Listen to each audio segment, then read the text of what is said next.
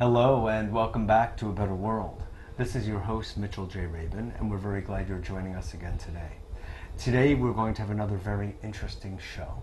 We have with us the internationally renowned teacher, writer, and speaker, Richard Moss, whose last book, the culmination of 6, called The Mandala of Being, Discovering the Power of Awareness.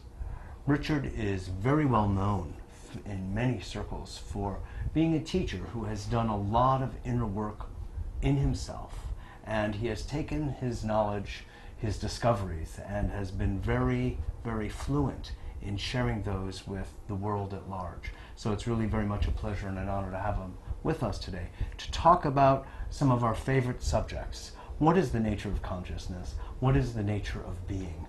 How can we come to a place of inner peace, of inner relaxedness, of well-being, so that we can then further promulgate this in the world and make it available energetically in our lives to others.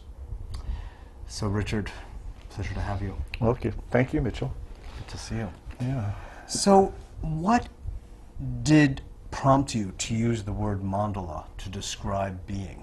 What is it about that concept that engaged you in your imagination? I'm a highly, in some sense, simple, simplistic person. I own a beautiful Tibetan carpet that I brought back on a trip to Nepal in the early 80s. It sits in the center of the room where I work with people. Yeah. And I take it to wherever I do my retreats and seminars if I can. And I've been looking at it. I have looked at it for thousands of hours. So it's not even an intellectual, conceptual thing for me. It's a contemplation that's gone on for years.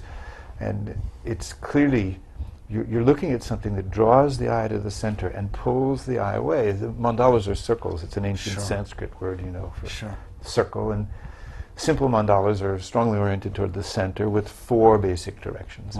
And you can find them in Paleolithic cave drawings. So, really? So they've been around forever. Wow. You know, symbolic representations of